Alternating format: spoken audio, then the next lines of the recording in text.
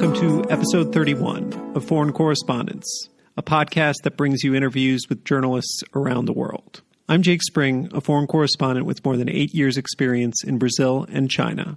This week, I bring you my conversation with Bopha Phorn, a reporter with Voice of America's Khmer language edition in Phnom Penh, Cambodia. Voice of America is a U.S. government-owned media group that aims to bring accurate reporting to the world in support of democracy. It's famous for broadcasting over the radio into countries where there is not freedom of speech or the press, going back to its broadcasts into Nazi Germany during World War II. Bopha works for VOA's Khmer edition, which is the language spoken in Cambodia. If Khmer doesn't ring any bells for you, you've probably at least heard of the brutal communist regime of the Khmer Rouge in Cambodia, who were responsible for the famous killing fields. As Bopha will mention, with the government increasingly cracking down on free media in Cambodia now, Voice of America is a vital source for uncensored reporting there. If, after listening to this, you want to hear a bit more, I do talk to Don Wineland in episode 4 about the eroding press freedom in Cambodia right now.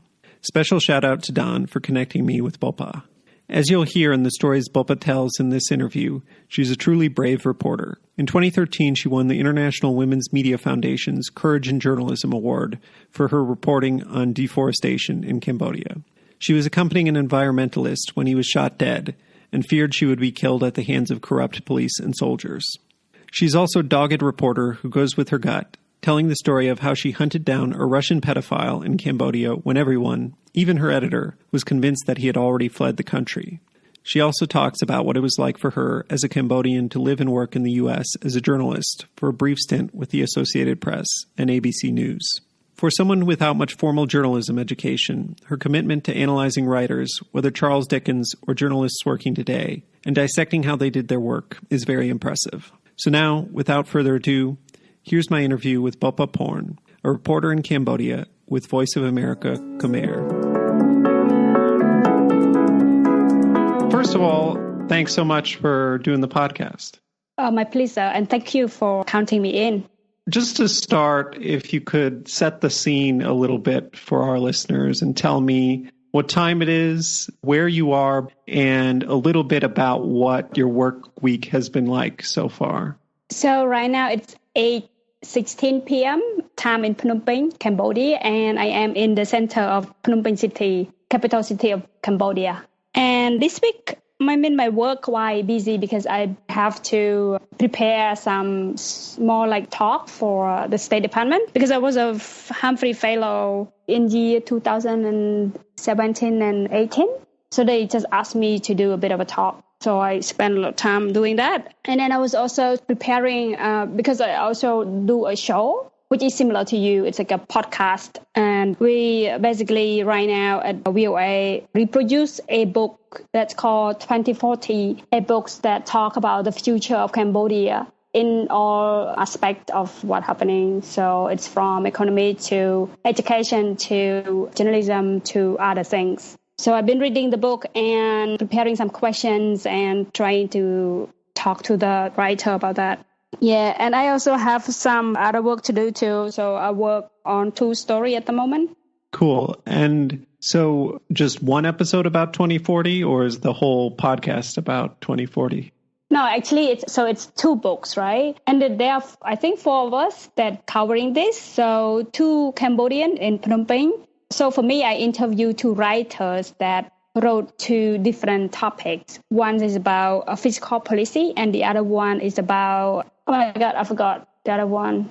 Oh, it's about industrialization. Okay. Is this also Khmer language program, or is it in English? The book is in English, but we produce a podcast in Khmer language so that the podcast is aimed to inform what in the book to the general public who could not speak English. That makes sense. And just for people listening, I'll obviously put in an introduction, but you work for Voice of America Khmer. Is that correct? Yes, as a freelancer, a contractor. So I'm not their employees, but I'm one of their contractors.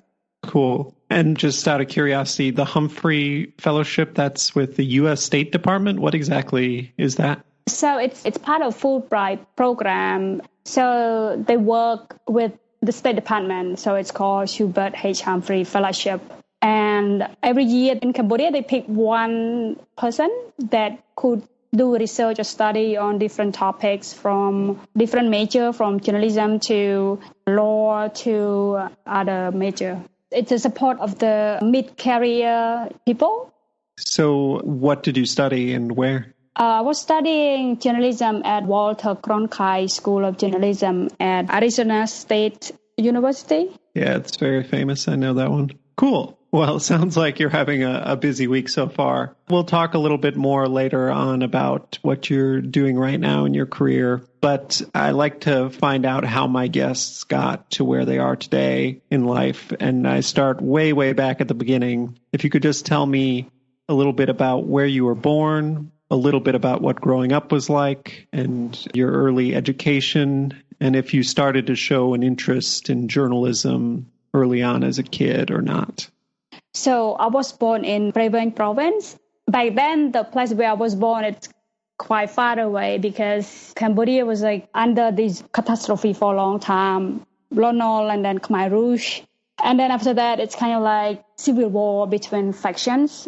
So I was born there. And then in 1993, my family moved from Presse to live in Phnom Penh. My mom put me at school in grade 5. I jumped like 2 classes. I jumped grade 3 and grade 4.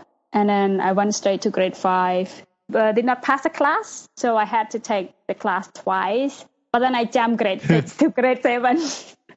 That's funny. Yeah. And, just trying my best to go through school and pass the national exam. And then I went to university. Life as a girl in a big family. So I only got one sister who is about 10 years older than me. And I've got 5 brothers. Oh, wow. So, yeah, you may know culturally in a family, a daughter, even though you are older than your brothers, but your younger brother could still treat you like a younger sister, check you out. Oh, why are you coming home so late today? What did you do? Stuff like that. So the teenager life's not that good. And because my family was not a wealthy family, so I had to have my mom and my sister with their business. So did not really get a lot of time to spend on homework and really studying hard. I mean, I wanted to, but the time did not allow me to do that. So I tried my best helping out and studying. That's my life. And I always wanted to be a journalist when I was maybe 10 years old. About maybe 10 or younger than that. I don't quite remember. But when I was in Presse province, so that would be before 1993, I remember that my sister took me to a pagoda. So in Cambodia back then, during the 1990s, like early 1990s, late 1980s, not everybody has a television. But the place that you can see or watch television or drama is a pagoda. So at that time, the pagoda near my house, they kind of carried the sand and the brick, as I remember, from other places through the boat. So the villagers around that pagoda, including my family, we were told to help out moving the brick and sand from the boat up to the shore, and then we would have to try to bring that from the shore to the pagoda so that they can build more temple and stuff. And then at the end, as a reward, they would play drama for us to watch. And I remember the time they played this video that I only remember this part because these parts kind of like inspired me to be a journalist. So part of the movie was like this man who like wearing journalist jacket. You ever seen that? Like the jacket that have pockets in the front, kind of look gray. Sure. You know what I'm talking about? A little bit, but I didn't know journalists had very distinctive jackets. In the U.S., people think of reporters' hats for some reason. No, but I get what you mean. Yeah, the jacket, that's clearly somebody wear that must be a journalist. So I watched him and he was like really active in the movie. He was trying to get information because at that time there's a war and bomb and the gun everywhere. So I remember that journalist in the movie, he kind of like trying to pass this kind of a conflicted area and he had to jump onto a truck to try to get information. I was thinking like, oh my God, that's inspiring. Image stuck in my head. And that what made me want to be a journalist. That's great. I find representations in TV and movies are often our first ideas of what jobs are. So I think it's pretty true that a lot of people see this image of journalists and they think, oh, I want to be that. But that's a funny story. So when you were growing up, I've been to Cambodia, I've been to the killing fields and things like that, but I can't remember the dates of when everything happened and when there was war. And when you were growing up, was anything still going on or was it over by that point? When I was growing up, it was just like, I just remember one time there's a gunshot outside the house and then my sister get us hiding. And I found it fun, I was like, oh, we're going into hiding. That's fun. Actually, it's not fun. But there was still fighting going on at that point? This was the late 80s, early 90s? I think it was really late 80s or early 90s, but I don't really remember. I don't remember precisely what year it was. But I remember we went into hiding just like one time. That's it. And then we heard the gun like ping pong, ping pong. And which sides were fighting at this point? I had no idea. I guess I was too young. Gotcha. Crazy. So you're around 10 years old. You see this program. You've got to help out your mom and your sister with their business. Study's not a huge priority. So what happens next? Do you go to college? Do you study journalism? What happens next for you?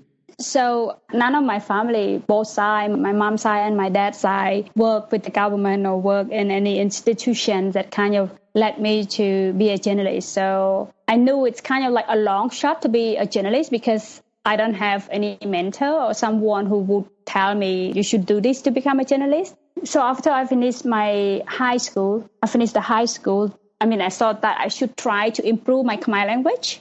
So I applied for a scholarship to study Khmer literature. And then I got the scholarship. But then second year, I found it really boring.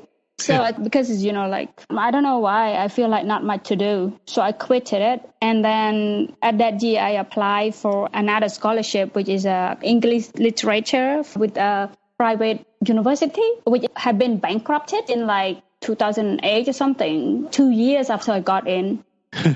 It's not because it had no money, but because the owner of the school stole the money and ran away. He went back to Korea with all the money. Oh, wow. Yeah, we were freaking out. My friends and I were like, oh, my God, what are we going to do? We wasted 2 years of our time here already. What are we going to do? But then luckily, there's somebody who came over and took over the school. I guess it's already they have the facility and they just need to talk to the government or something. And then it allowed us to continue my study. And I finished my bachelor degree in English. But funny enough, I only get transcript for the last 2 years. Because the new owner said that we are not responsible for your for the transcript of your first 2 years because we were not here. But you still got credit to graduate. Yeah, but I got credit to graduate. Exactly. Interesting. And when I was in the second year, I was telling myself that if I want to be a journalist, then I should try to get a job, like maybe intern somewhere with the newspaper or something, so that I could prepare myself for when I graduated my bachelor degree and then I become a journalist, right? So that second year, I was also applying to study at a media department in Cambodia. And then I went to an exam, and the exam is kind of hard because it has 3 stages, and I only passed 2 stages, and I failed the last one. So I end up staying in that English school. And then I was telling my cousins about the frustration that I have. I wanted to do something else. I wanted to be a journalist, and that idea of becoming a journalist just fixate in my head. I was going around like crazy trying to ask people, how can I become a journalist? So one day I was so upset. So my dad had a farm about maybe 15 kilometers away from Phnom Penh. So he had a pig farm. And then I went to look after the pig for him. And my cousins, he worked with this guy, an Australian man named Peter Starr. He was actually teaching at DMC. And I met him teaching at where? At DMC, the school that I wanted to get in. Oh, okay, sure. So I met him at my uncle's house. And then he's a foreigner, so he's curious about, I guess, teenager like me, what I wanted to be, what I wanted to do. And I think he noticed that I like reading. And later on, my cousin told me that he asked my cousin about me and my background and stuff. So he told him that I wanted to be a journalist, but I find it hard to get into the job. But I never thought that he could help me to get a job or whatever. But then the next time I came back to the farm, at some point I was bored. So I went to fish kind of like under his house because his house kind of on the bank, like a stream bank. Mm-hmm. I was fishing under his house, and then he told my cousin that he wanted to talk to me. So I went up to talk to him. And then, first of all, he did not say like, oh, I got a job for you, I could help you or anything like that. Just said, oh, sit down. And then I sat down. And then he gave me newspaper, like a famous Cambodian newspaper. And then he asked me to translate it from Khmer into English because the newspaper was in Khmer language. And then I translated that newspaper for him. It's an article about Red Cross or something. So I did. And then he said, that's good. And then I was asking him, that's funny. Why did you ask me to translate this newspaper for you? And how do you know if I translated correctly or not? Right. And then he's laughing so hard. And he said, I am the one who wrote the story. And somebody translated it into Khmer for me and get it published in this newspaper. And I was like, oh, okay. After I translated that article for him, he said that, oh, your cousin told me that you wanted to be a journalist. And I said, yes. And he just gave me, he's a weird man. He's just so weird. He doesn't explain the reason or anything like that. He's like kind of torn a piece of paper and wrote down phone number. And then with just phone number and the name, that would be my first boss. Oh. So it's just a phone number. That's really funny thinking about it. Anyway, so he said, oh, take this number and then call that number on Monday morning. And then I think, I don't remember how I got to the house, but maybe he also wrote the address for me. But I remember that he wrote the phone number on the piece of paper. So on Monday, I called that number and I said, Peter told me to come here or whatever. So I went, and then her name is Brown Winslow. So she was a DPA, Deutsche Presse-Agentur, right? DPA correspondent for DPA in Cambodia. Is it EPA or for European Press Association, or is it? No, it's the DPA, so Dutch Presse-Agentur, I think. Oh, okay, sure. Yeah, so she hired me to be her assistant. And then, she's like, I was not trained to be a journalist. And in Cambodia, we don't have resource about journalism. Unlike now we have like a lot of internet, a lot of books online and everything. But back then, it was in 2006, Cambodia did not have that many books for me to read. So journalism was like, oh my God, up in the sky for me. So my boss just kind of like told me to read like local newspaper for her. And then because Cambodian newspaper, mostly the front page is about love interest. Somebody killed somebody else because, let's say, a husband killed a wife because the wife have an affair or something. That would be a front page story. Or like traffic accident that kills this many people. So mostly love affair, traffic accidents, or big piece of, oh, the government have something to develop this. A lot of positive news about the government. So when my boss asked me to translate, I would try to pick like front page story for her because purely I don't know anything and did not have anything to read, did not have anyone to ask. My English is kind of like not really good at that time too. So when I told her about the front page, she would look at the newspaper after I translated for her. And then when she saw something like a photo or something, she would point it out and say, so what is this? And then I explained it to her. And then she would say like, oh, okay. And then she keep asking. So she does that to me every day. One day there was a story about a kid that his leg was caught in an elevator in a very famous Cambodian market. So she said, all right, so what is his story? So I explained it to her that it was a story about this kid that has his leg caught in an elevator. And then she said, oh, okay, can you go and do this story for me? And I was like, oh, a kid. And I was like, how is this story become a story? And then she explained to me like, women, they are not strong and women still fight for their freedom. So anything about the woman, mostly interested. And the kids, yeah, and this is something to do with the government and security and the kid well-being and stuff. And then I remember that I was like, all right, I see what you mean.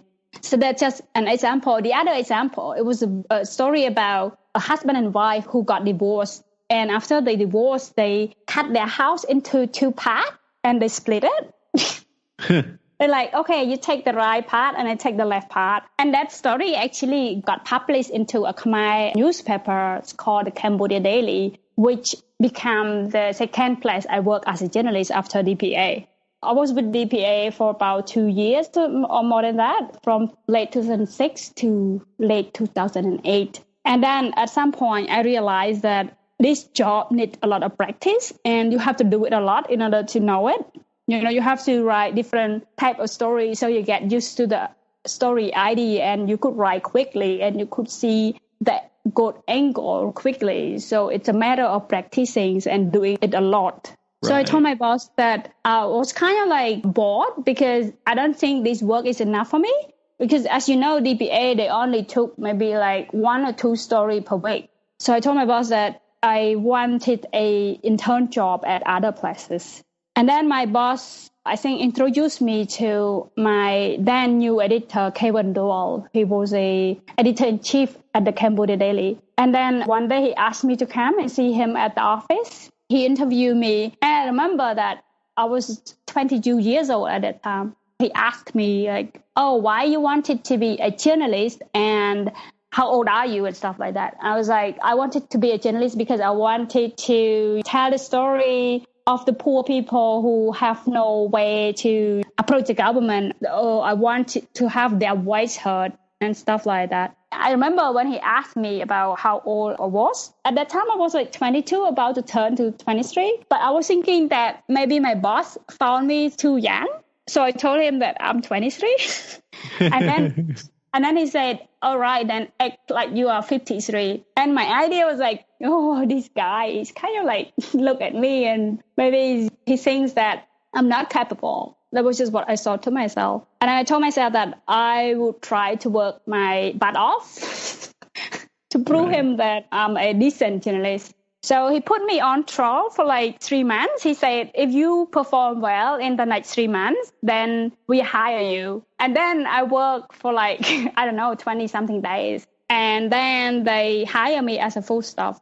How did you find the work at the start? Did DPA prepare you well, or was it very difficult going from DPA to Cambodia Daily, like to do the work? Yes, definitely it's very difficult because DPA, they very picky about the stories, only like something weird or something really big or something to do with like governance. But at the Cambodia Daily, they would publish anything concerning people welfare, their concerns and stuff. So from land grabbing to environmental topics to anniversary, any kind of historical moments, stuff like that. So it was a struggle for me, but I love it so much because I knew that I learn every day and I love doing it. I just went to the office at like 7 o'clock and sometimes stay at the office until 10 o'clock at night or sometimes 11 o'clock. At some point, I went to the airport to report about pedophile and I was at the airport until like 12 o'clock at night. It's not common for Cambodian women to stay outside the house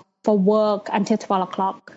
Right. And I guess 2 questions about that. First, I'm curious, what did your family think of all this? Because you said it wasn't that common for women to do things like this. I guess that's my first question, how they viewed it. It was a hard time for me, very, very tough time. Because when I was at the university, if I was not home at around 8 o'clock, 8:30 the latest, or 9, my mom would call me, my brothers would call me, everybody would call me. Like, oh, where are you? Why are you still not home and stuff? It was really difficult. And at the Cambodia Daily, I had to also go to the province. So a lot of missed call. You know, a journalist, you have to be on the phone all the time or you have to like spend the time to write story, right? So you don't have time to like answer the phone all the time. But because I would say I'm the youngest daughter in the family, so my dad, my mom, my brothers, my sister call me all the time and sometimes 15 missed call. And then I went home and they said, like, what kind of a daughter are you? You never answer your calls. And my sister's like, no one can say anything to you anymore. Now you have your own wings. So she was supportive, it sounds like. No, they're not supportive. They're very angry. Oh, she wasn't? It sounded like, oh, you have your own wings. That could be a good thing. Yeah. No, when you have, in Cambodian, when the people say you have your own wing, that's really bad. Oh, okay. That means you don't listen to anyone anymore. Or that means, excuse my language, you don't give anyone a damn, Yeah. You just do your own thing and not care about your family member or other people. Huh, okay. And my sister would be like, we don't have the culture of staying outside the house until 8 or 10 o'clock. And every time I went back home, I would try to, quietly walk into the house and hoping no one got angry with me. So they didn't care so much that you were a journalist. It was more that it was the lifestyle of a journalist they thought was a problem. But being a journalist by itself wasn't strange or weird to them. Yes, because my stories mostly, when I was at the Daily, mostly published in English, so they never really read my stories. I don't think they had any idea about what kind of story I wrote about, So that was my other question. Were you general assignment? Whatever you found that was interesting, you would write, or was there something specific you were told to write about? Sometimes I got assigned by my editor. Sometimes I just purely curiosity on different topics. For example, I read the story on the local news media about the orange in Cambodia. So in Cambodia, there's 1 or 2 provinces that are famous for orange that tastes really good. It's kind of sweet. It's more like a signature for that province. And then I saw in a local article that people in that province, it's called Badambong province, they could not grow orange anymore. And then I was thinking oh, this is weird. And what caused this orange to not grow anymore? And how can we stop it? How can we fix the problem? And because a lot of people in Badambong province, they grow oranges. That's a big part of their job. So that would affect them a lot. So I told my boss that I wanted to go to Badambong and to cover the story about oranges. And he said, all right, you go to Badambong and cover a story about oranges. And it turned out to be a great story. What was killing the oranges? I think it's called silver disease or something it's called silver leaf. I don't know why it's called silver leaf, but when I went to talk to the farmers, they said that the oranges, they seem to be sick and the disease kind of spreading across the provinces. So the disease make orange kind of small and, shrinking. Yeah. Huh. Yeah, it's not healthy. It's kind of small. That's a cool story to be sent out on assignment. To figure out this mystery. Yeah.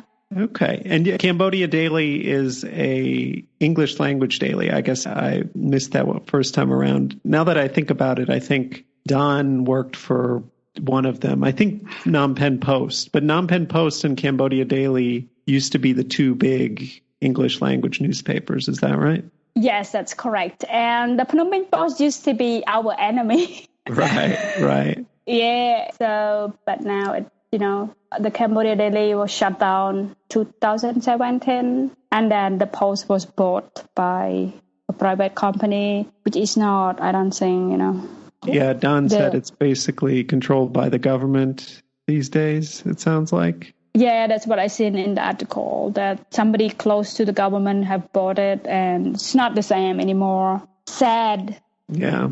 So how long did you work at Cambodia Daily? I was at the Daily for about 6 years. Okay. That's a good chunk of time. It was a long time. Yeah. But I learned a great deal from it. And so do you change jobs several times, or you're always doing the same thing as a reporter? And then what leads you to leave the Cambodia Daily? I was really happy at the Daily. I learned so much from my colleagues coming from different countries. For example, like Don, people like that. So they are reporters, they're one of the best one. For example, like Kevin Dole, he's from Ireland. And then at the time we have John Malloy, who I don't remember, he maybe graduated from a law degree from Yale or Brown, but one of the good school. And then we have James Bell, which is great. And we have Douglas Gillison, who had been working as a AFP editor for quite a while, but now he quit. So, I got a chance to learn from those guys. But then I realized that at the Cambodia Daily, work is very hectic. So you achieve things collectively as a team. When I was at the Daily, this idea always popped up in my head that one day I had to rely on myself. So what if these people are not around me? What am I going to do? Because we work in pair with mostly foreigners, and the newspaper publishes mainly in English. So, for example, if I work with a foreigner, most of the part of the story would be written by foreigners completely. So I just type like paraphrasing and quotes, even though sometimes I'm the main person who gets the information and stuff. But at the end of the day, I'm not the one who wrote the story. So I thought to myself, that's not the good way to learn. I realized that writing is a big part of my job. So Kevin Do quit the job in 2000 and maybe 14. And then the other new editors came in, and I told my new editor that I've been here for a long time now. I need to try to write story myself in English. So I don't mind if I could write maybe like 150 word story or 300 word story by myself. It's a good way for me to learn. But I mean, it's not his fault because the newsroom, as you may know, is very busy and they don't have time for you to do that. So I decided to leave because putting myself in a difficult situation, I think that would be the best way for me to learn. The same as when I left the DPA and joined the Cambodia Daily, I was struggling at first, but then I became better and better every day. So I quit the Daily, and right after that, I got a job as a foreign correspondent for Asia Correspondent for a few months. And I also asked to teach at the PUC, one of the universities. So I was teaching journalism for a while too. I made my way, I wrote story myself, I report story, I wrote my story, but I miss my colleagues. It was lonely, but I learned a lot. So who were you working as a correspondent for? You said you were Asia correspondent for yeah, who? it's called Asia Correspondent. Oh, the name of the publication was called Asia Correspondent. Yes. Oh, okay. Yes. What was that? It's more like an online website. I'm not sure if it still exists. I haven't seen an article from Asia Correspondent for a while now, but it's like an online news outlet about Asia. Okay. So were you the only person for them, like writing about Cambodia, and they had different people in different countries? Yeah, something like that. Yeah. So I was covering story for Asia Correspondent in Cambodia. But they have like limited budget, which is fine. But like I said, I want to do more journalism. But I think they only took like maybe 2 to 4 stories per month. Because I was like, I always look out for somewhere else in a similar fashion, but take more stories. And then I got an award, Courage in Journalism Award in the US sometime. I forgot what year it was. And I met the chief of VOA Khmer in the US. And then he invited me to his newsroom, and then one of his reporters interviewed me about my job and my award and stuff. So I was talking to them. And then what was the award? It's called Courage in Journalism Award. It's from IWMF, so International Women's Media Foundations. Okay. Courage in Journalism. Was it for a specific story or for your career or for... Yes, so I was covering, there's a lot of stories. So I was covering corruptions in an NGO, and I was detained with my editors for a few hours. That was a small part of it. And then after that, I was covering environment, like deforestation, illegal logging in Kokong. You know Kokong, right? It's a province on the border between Cambodia and Thailand. So I got shot at in 2012. One of the guys who took us there, an environmentalist, he got shot dead. I mean, he's died instantly in his car. And another military guy also dead too. Wow. Well, while you were with them? Yes, I was in the car too. I ducked down really quickly, but the guy, he was sitting in the front.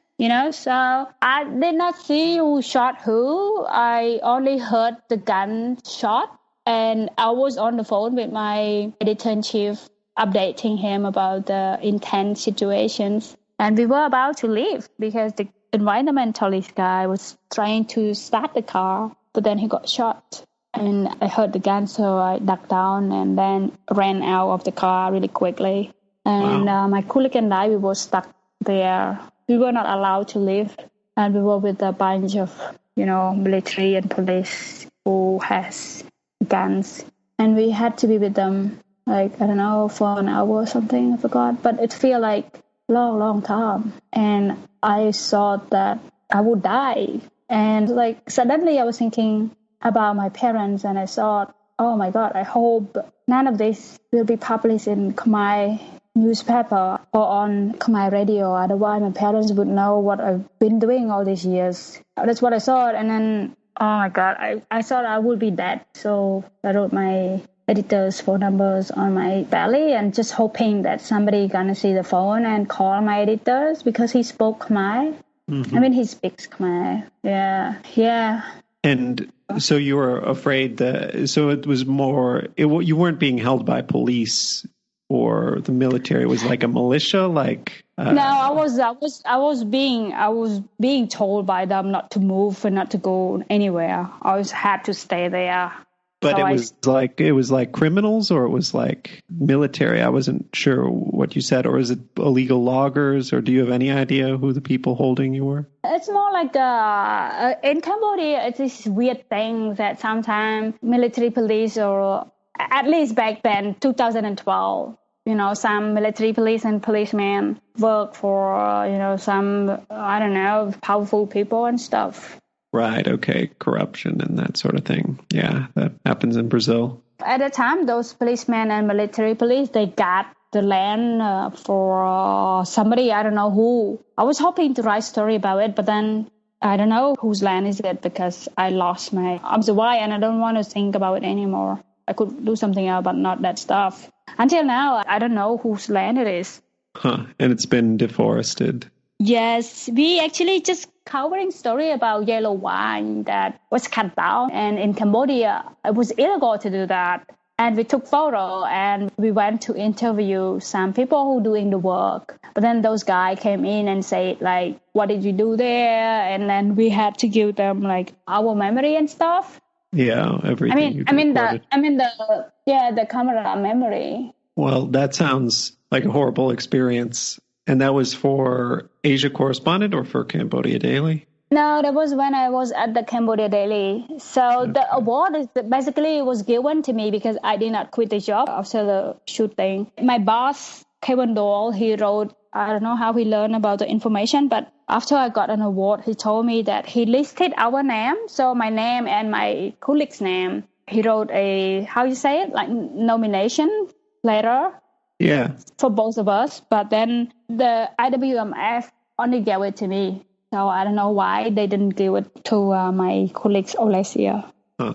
And so you went to the U.S. as part of receiving that? And by this point, you were already working at Asia Correspondent, and this is how you met, presumably, a future boss. No, actually, I met my future boss when I was at the Cambodia Daily. But then I think he came to Cambodia or something like that. And then he asked me to meet him again after I quit. So after I quit the Daily, I was working for Asia Correspondent. But my future boss, who is now my current boss, he came to Cambodia. So every 3 months or 6 months, he would come to Cambodia to just check out the office and see the operation here, how it's going and stuff like that, catch up with stuff. So I met him in Cambodia while I quit my job and was working for Asia Correspondent and taught at the university. And then he did not ask me that he wanted me to work for VOA. At that time, also, a local TV also approached me and asked me to work for them. But there's some condition that I don't want to do. I don't want to do that. So what happens next? So then after that, my boss, Chris, he went back to the U.S. And then I was thinking that I would take this job at a local TV because perhaps I could learn some TV journalism. But then my current boss now, he called me and he said I would like to hire you to work for VOA and stuff. And I was like, that's great. So I sent him the CV and bank account and everything. And then I started working for VOA since then. So when did you go to the U.S.? For the award, I went to the US sometime in 2013. I think it was late 2013, maybe November, I forgot. But then I quit my job at the Cambodia Daily in 2014. It would be like July or something like that. But you had said you had worked in New York. Oh, yeah, for a couple different people, right? Yeah. So 2014. So I quit the Daily at around June or July 2014, and then I got a job at Asian Correspondent, and at the same time I was a fixer for Swedish National Radio and Al Jazeera too. And then I was teaching at a university. But then late 2014 I was hired by VOA to work as a feature writer. So I worked since then. I started from early 2015. I started writing story for VOA until 2017. In August 2017, I got a fellowship to study in the US from August 2017 until April 2018. And then after that, I was working as an intern for AP in New York for 6 weeks, writing story about political exile and other people who escape arrest. And after I finished the intern at the AP for 6 weeks, I worked for ABC News for about 7 months. And then I came back to Cambodia last year in March or February. And since then, I started working for VOA again. Gotcha. And for AP, when you say political exiles, there's still political exiles. Sorry, I don't know the political situation right now in Cambodia. Yeah, so I could send you some stories after we talk, but some opposition party, they has been pressured and their party has been shut down, dissolved by the government, by the court, because they say they committed some kind of treasons. And so there's a president and like deputy president. So the deputy president or whatever, his name is Sam Rainsy. He's still in France. And the president, his name Kamsaka, he's in Cambodia, but he was in jail for a while since 2017. Basically, a month after I left Cambodia, the Cambodia Daily newspaper was shut down, and opposition party leader was arrested and put in jail. He was just released from jail, and he was put under house arrest last year in November. And now he's still under house arrest, and he's not allowed to do any kind of political activity or anything like that. And then other member of that political party also had to escape, and many of them still outside the country. And yeah, we'll talk about Cambodia more in a sec. First, I just wanted to ask, how did you find working at ABC News and working as a journalist in the U.S. in general? And yeah, how did you find that experience? I don't know if because I'm not like covering politics or I'm not doing investigations, but I find it surprisingly easy. Oh, you know? Yeah, like anyone talk to me in Cambodia, I have to beg them and call them like at least 3 or 4 times. But in the U.S., people were open and just talk to you. Oh my gosh. In the U.S., people always want to talk to you as a journalist. I mean, not always. In some rare cases, or maybe 2 or 3 cases, they don't want to talk to me. And so at ABC, I counted the article that I wrote. I produced like 260 something articles. That's a lot, right? Wow. Yeah, yes. For 7 months, that's a lot. Yeah, so I wrote story, and really that people say, I don't want to talk to you. Maybe, like I said, 2 or 3 cases. And then when I approach people on the phone or even email them, in Cambodia, you send out like 10 emails, no one responds. Or you call them, they pick up the phone, they hang up the phone on you. In the US, that never happened.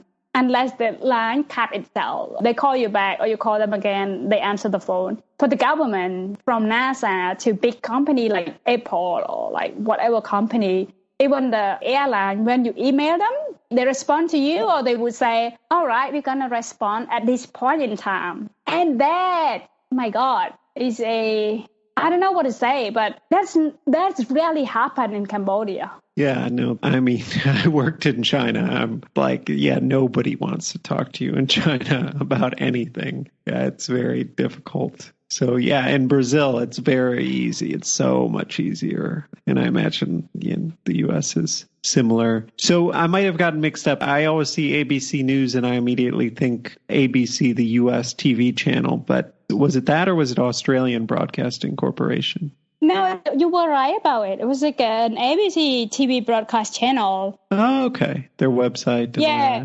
Yes, but they have like a digital group, digital reporter. So I was working with the digital group. Gotcha. And so, yeah, that sounds great. What made you decide to go back to Cambodia?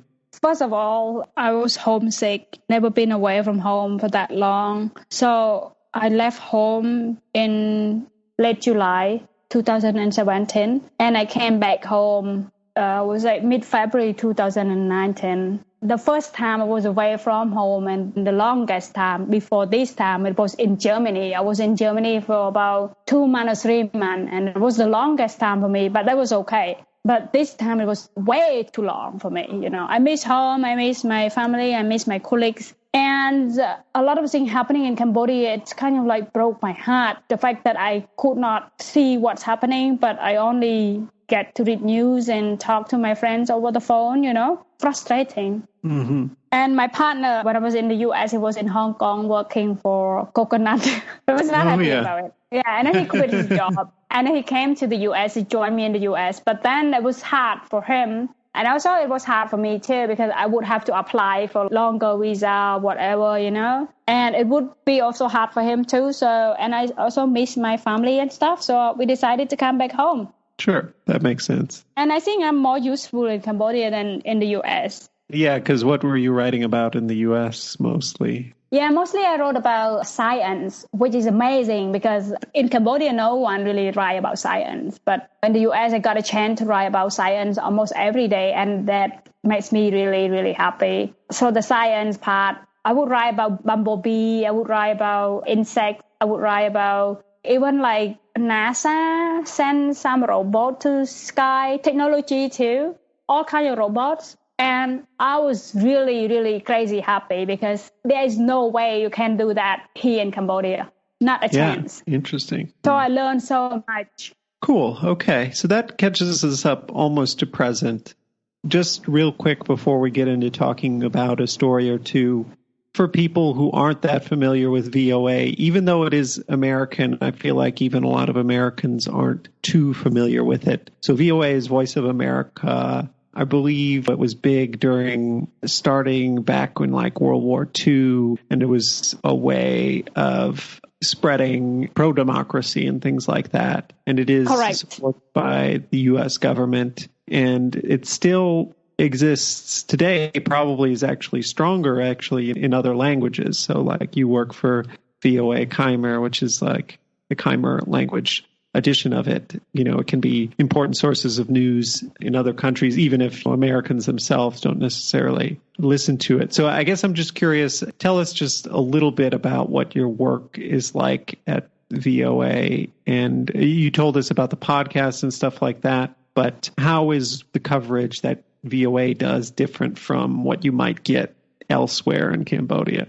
We all working at VOA in Cambodia here. We are lucky in a sense that we can write anything we want without censorship. We can pitch any stories to our boss if it has like a good information that we can produce into Khmer piece. So the piece that in Khmer language, Cambodian language, and also in English, or we could even make it into a video piece. Then our boss would agree to that. Unlike a lot of media in Cambodia, they don't really produce the story that kind of reveal what's happening underneath the surface. So for Voice of America, you can pitch any story and talk about any story. I mean, right now in Cambodia, there isn't active censorship, right? It's more like they've shut down or bought the two main English papers. It sounds like there's more of a chilling effect of the opposition has been almost illegalized and things like that. But for a journalist right now in Cambodia, is there active censorship or is it more just self-censorship if you're at some other publications? Journalists have fled the country since 2017, at least 5 of them, I think, because they cracked down on the media. So 2 reporters from the Cambodia Daily, have fled the country. A bunch of reporters from Radio Free Asia have fled the country too, because the government said that they report something that's not accurate or lead to some trouble for them. And 2 reporters was put in jail. That has a really bad impact on journalists in Cambodia. Gotcha. And I mean, you would think they would get angry with you guys because you publish in Khmer language as well, but they leave you alone, it sounds like? I think yes, more or less. Now, for me, honestly, they keep, to prove that they are not authoritarian country. They have some free media, and the Cambodia Daily already shut down because of some sort of tax evasion issues. And the Post was bought, so independent media is gone. Radio Free Asia, 2 of them in jail. The office of Radio Free Asia got shut down too. So there's only Voice of America and then this local Voice of Democracy that still exists, trying to report the truth, but it's a struggle. Yeah, it sounds like it's getting more and more difficult. So I guess now we should talk about a couple of stories. So I like to start with the story that got away, a story you had wanted to do but were never able to for whatever reason. Does something come to mind? The story that got away was a story about this Cambodian-American man who had a good position with the U.S. government, but then he was accused of fraud. And I wrote a story, the last story for the Cambodia Daily before I left it, about some of the people in his group were arrested in Cambodia and put in jail for scamming other people and stole like $1 million or something. And I wanted to do a follow-up story on him. And actually, I pitched it to my editor. At that time, I was working with ICIJ. Is it ICIJ? International Journalism. So. Yeah. So International Consortium of Investigative Journalists or Journalism or something like that. Yeah, because a scam is kind of like a web of people. There are many people involved. And then I pitched it to the editor at that time. He's like editor at ICIJ, but he's now an editor at AP, Global Investigative Desk at AP. So I pitched that story to him maybe 3 or 4 years ago, 2015, I think, or 16, before I went to the US. But then he told me that one of the guy who had a high position in the US Assembly or something, I forgot, he committed suicide, jumped off the building and killed himself. But I got information from my source that the scam still spreading in the US, especially in Cambodian community. And I wanted to follow up on that. But then I don't know, at some point it's gone away. I pitched it to my editor at VOA. He said it's too complicated. It's going to take too long. It's too much energy. And he said I should not work on it. But then until now, I haven't had a chance to work on it. And I feel like the story kind of lost its sense of, I don't know, but I think it's a really important story. This broad scheme is still going on as far as you know? I'm not sure, but perhaps if that guy is still outside. It's a group of people. Do you know what sort of scam is it? So basically, at that time, they came here and they said that they're going to buy rice or something, but then they need this much of money from each people who want to do business with them. So some people lose like $100,000. But then I talked to them off the record because they didn't want to reveal their name. They said it's a shame that we have this big business, but then we were fooled by this group of people, But then they said, oh, this guy, I remember that they have good name in the U.S. and he used to live here and he's kind of a role model in Cambodia. But I don't want to say the name because I could be in trouble. Because we haven't have anything to prove that that guy committed anything. Right, yeah, that's not a problem. So next, if you could take a story you're proud of and tell us a little bit about it and tell us how you did it from start to finish. There's this story that I'm really proud of, and I think that it reminds me that sometimes most of reporters think that editor grades and we should always take editors' advice. But you got to understand that sometimes you have to go against the current to get something good. It doesn't mean like our editor is bad, but journalists, when they cover stories for a long time, they kind of build this kind of journalistic instinct that tell you what's going on, even though people around you tell you otherwise. So I did the story on this pedophile, Russian pedophile, and then he was arrested for molesting children, many children, and he was put in jail in Cambodia for a while. He was supposed to be in jail, as I remember, at least like 8 years something, but he was in jail for like quite a short time, and then he was released. And I was thinking like, that's not right. But then the government, who has an authority to release him, said that he has been doing good in jail. But I've been talking to some people and they said, no, he was being a gangster in jail. So he was released. And then I talked to the spokesman of the government, Interior Ministry government. And he told me that the guy have left the country already. He checked the immigration system and he said the guy has left the country. And then my boss, my editor-in-chief, told me that he heard from his source that the guy went to South Korea. And then I thought to myself, that can't be happening. He's a really bad man, and South Korea is a country that have really good system. I mean, at that time I thought that he must be somewhere in Cambodia. But then my editors told me to drop the story. He said, he's out. He's not in Cambodia anymore. I wanted to believe that, but part of me told me that he's still here. There's something inside me told me that I had to chase it. I had to do something about it. Mm-hmm. So I was contacting this NGO. It's more like a child protection NGO who gave me some hint about the last time they saw the guy and some of his friends, right? So because I knew that my editor told me to drop the story, so he would not be happy if I go to him and said, hey, can I have some budget because I want to go to the province? But I did not do that. So on Saturday and Sunday, I spent my own money. And I asked one of my colleagues, of course, it's not safe to do that story by yourself alone. So I asked one of my colleagues and told him about my plan if he wanted to join me. And he said yes. So we both spent our own money and we went to the province and we chased him. And then I went to the province. I went to Kampong Saum and I met one of his guards. So at that time, he gave the government like $100 million to build this huge bridge in the coastal area. So I went to that bridge and then I talked to the guard, more like undercover, I didn't tell him I was a journalist or anything like that. I was just like, this is a beautiful. Yeah, I was guard? Just like, the guard, security guard, because it's more like a construction site. Okay. It's a huge bridge. It's like $100 million. And this Russian guy was financing this? Yes. So I went to the guard. I was saying like casually, like, this is a beautiful bridge. Who built this bridge? And he's like, my boss. And I was like, your boss? Where he's from? And he's like, from Russia. I was like, from Russia. Have you ever met him? And he's like, yeah, he came here yesterday. And I was like, holy shit. Wow. My God. But then I was like, I almost lose my shit, I was like, oh my fucking God, he's still here.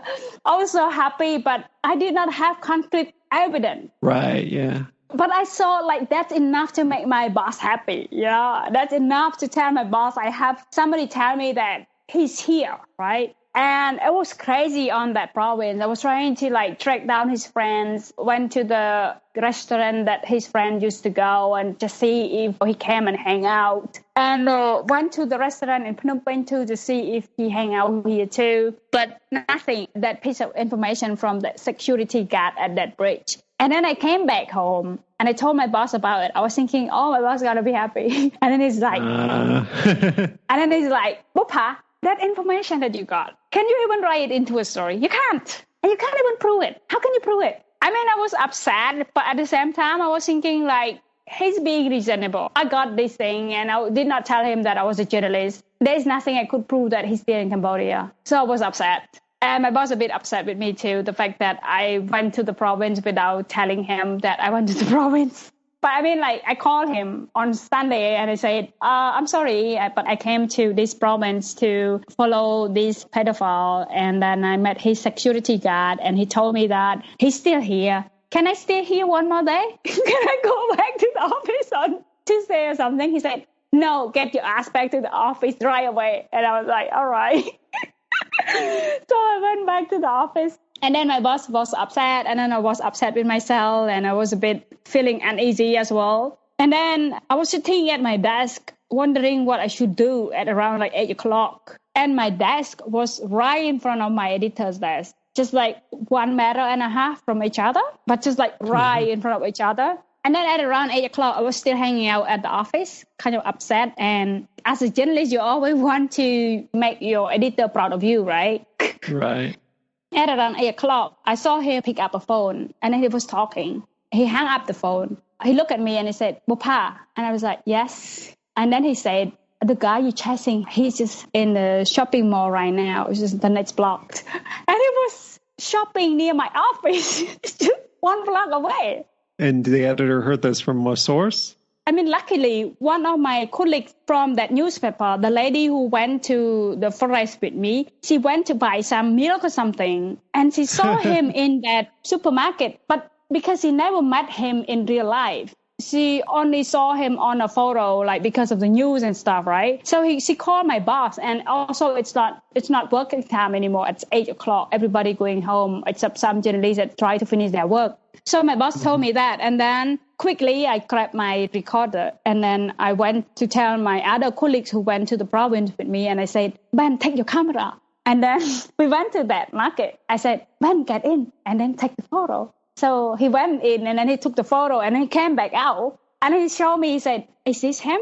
And I was like, holy shit, that's him. But he was so skinny, and he's so crazy. That guy's so crazy. He wear the same T-shirt when he was arrested. Wow. But he was way skinnier. But then I was like, I didn't want to take risks, right? Because I also saw him only on the photo. So I went to the car park, and then I checked his plate number because I knew what his car model is, because I've been trying to track him for like almost like a month now. And I also remember his number plate, his car number plate. So I went to see the car in front of the shop, and then I was like, holy shit, this is his car. So I was waiting for him, like just right in front of the car. So I was waiting for him there.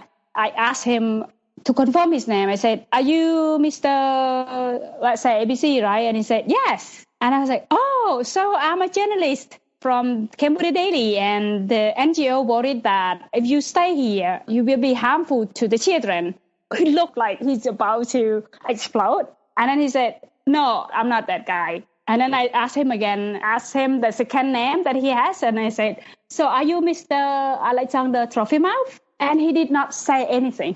He just closed the door and he walked away. He walked away from his car for about, I don't know how many 100 meters. But I told my colleagues to wait. I said, he's going to come back. So he walked away. So I did not follow him. And then he came back. I think he thought that I would leave because he walked away. But I told my colleague, okay, Ben, how about you ask him a question now? So Ben came in the same spot and asked him a question, but he did not answer the questions. He got into his car and drove really fast, just really quickly. And then I called the NGO that worked to protect the children, and I told them, like, oh, I see this guy, if you want any information. I don't know what they did, but I heard that there's a guy who's driving the motorbike to chase the car, but they got lost in the middle of the way. Anyway, the next day we had a story with a photo. And was it front page news or? No, it was too small to be a front page news, but we posted the photo on the front. Yeah. Actually, I forgot if it's on the front or inside, but I think 2 weeks after that, because we keep calling the government every day, and we have the photo to prove them that we saw the guy in Cambodia. And 2 weeks later, they arrested the guy and they sent them back to Russia. That's what I told you. I was at the airport until 12 o'clock because I wanted to see with my own eyes that he was put in the airplane and deported to Russia. Yeah, wow. That's a hell of a story. Yeah, that's a great story. And do you know if he was ever punished back in Russia?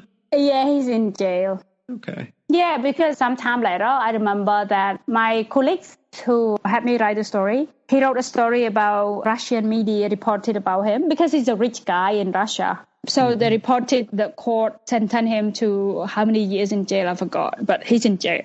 That's good. So, wow, yeah, some results from your story. Concrete result. Not often a journalist can say that. Okay. So the next part is more fast-paced questions. I call it the lightning round because I don't have a better name for it. Do you feel ready for that? Yeah. The first question is, what is a must-read publication that you look at almost every day?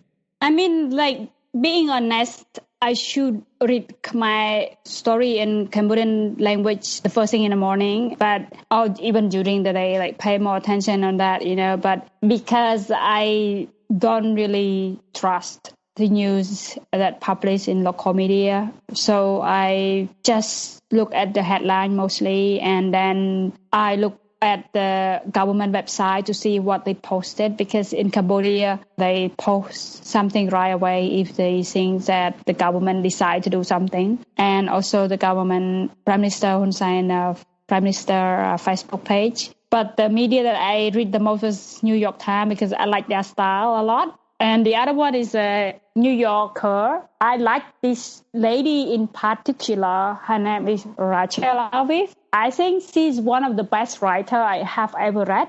And I always want to be like her, but I think it's very, very hard. What's her name again, and what is she known for writing about? Her name is Rachel Alviv, and she mostly writing about social issue, elderly who was ripped off by some sort of company. She also write about medical, like people who sick, like what it means to be dead, something like that. Or she writes story about people in jail for unreasonable reason. Many other stories that you read it and then you realize that, my God, this is the best story I have ever read. And if all the journalists has the ability to write story like her, it would be fantastic. And then the next question is, what is a publication you read, listen to, or watch just for fun? I like this really crazy investigation video. It's kind of addictive, but I really like a lot. It's kind of entertaining, but it's great. It's a good journalism too, but it could be eye-opening. It's called Refinery. Refinery? Yeah. I know Refinery 29. I don't know which is about fashion. Refinery 29. Yeah, I like that one. Okay, it's about fashion, is that right? Yes, it's about fashion. But they do investigative videos? Yes, because for me, it's like a woman like me put on makeup. And then I had no idea before I watched that program where the makeup come from and what effect it has on other people in developing countries, for example, like India. There's a video about this one called Maika. It's really good. Also, I like watching some short video from New York Times and from PBS as well. The Frontline one, I love it. It's amazing. Cool. Those are good recommendations. Just to kill the time, Right. And then the next question is just slightly more specific. What is the best journalistic article, piece, again, TV, radio, text, whatever, that you've consumed recently? I would say this story about the woman in Yemen, starvation in Yemen. It's published on AP.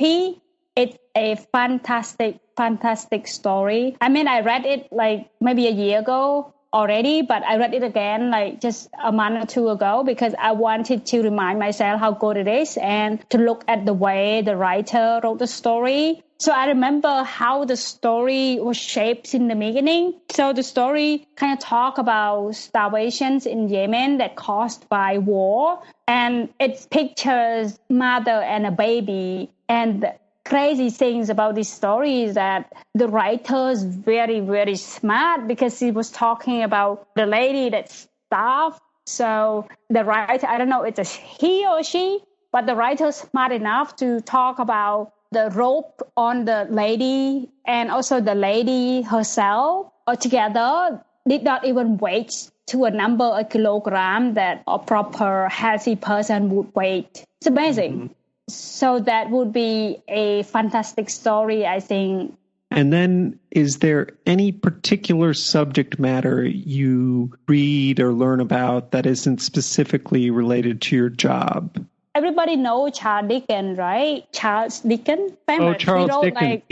Charles Dickens. Yes. So I think his book, it's I think the way he put words together into a sentence and the way he kind of stress something that he see and he makes it more clear. I think it's interesting that we as a journalist can use it in our story. So the thing is that I get some sort of story idea from him. Entertain myself from his story, but at the same time, learning his way of writing. And I can kind of imitate it, I haven't read much Charles Dickens at all, but I remember at the start of A Tale of Two Cities, There's an anecdote where a wine barrel explodes on the street and all of the peasants run out and they're all trying to scoop up wine into whatever they have, bowls, cups, to get it. And then I remember years later reading a story about Africa, and it's got an anecdote that reminded me so much of that, where an oil tanker broke down and was leaking, and all of the local residents come out and they're scooping up oil because the gasoline is worth money. And actually, I read that one too. I remember the part you said, like, all the people came out and scooped the oil.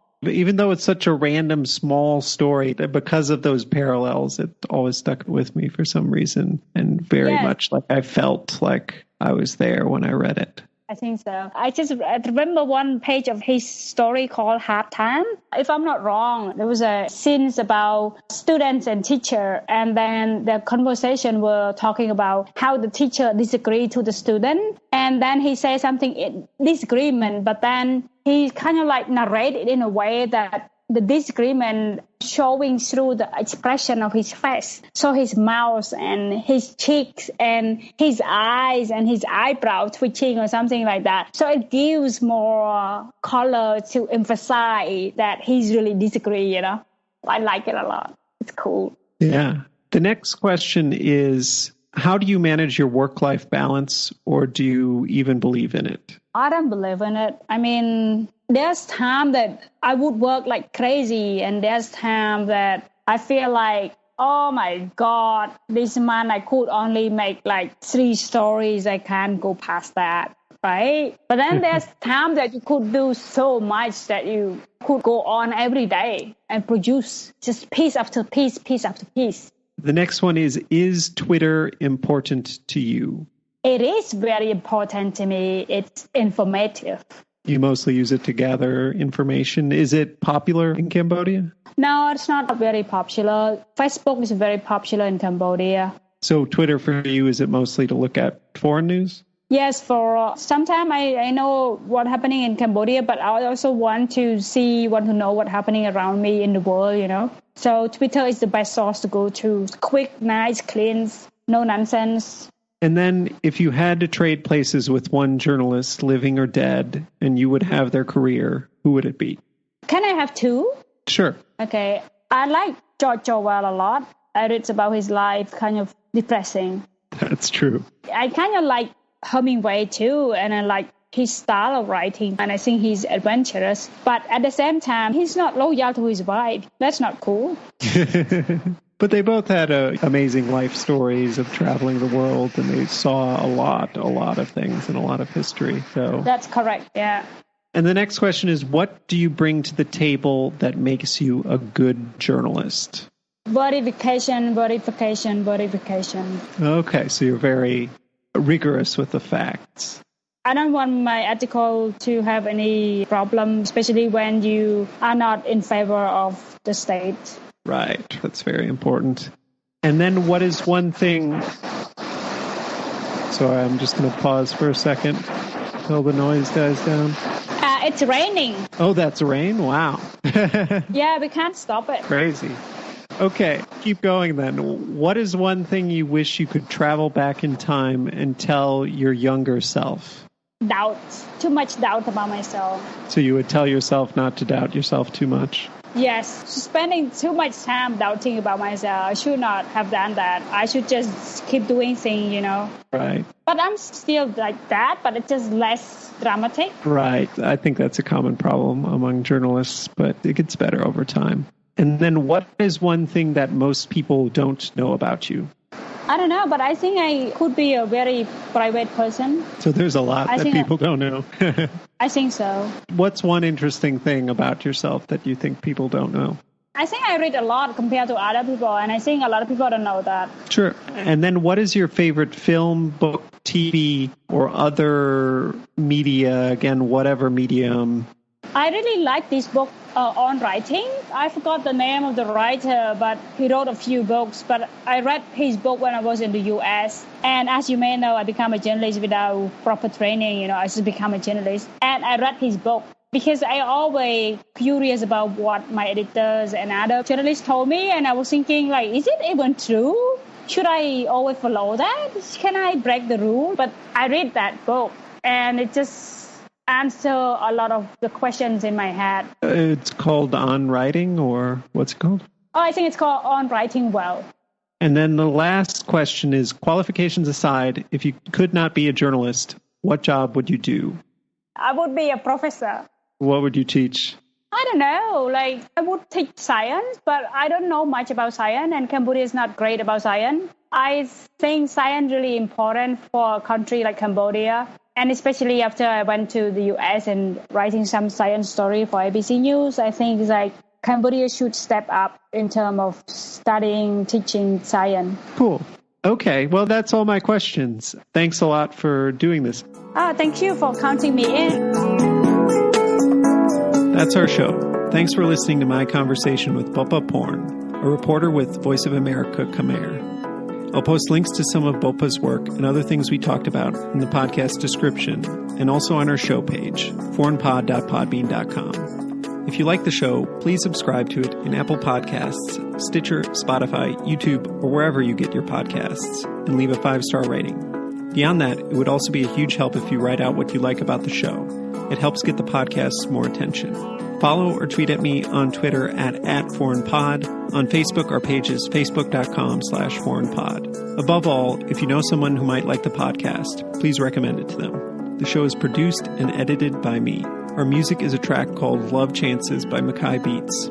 There's more information on that in the podcast description and on our show page. Please look for the next episode to be posted on Sunday, August 23rd. Until then, I'm Jake Spring, and this is Foreign Correspondence.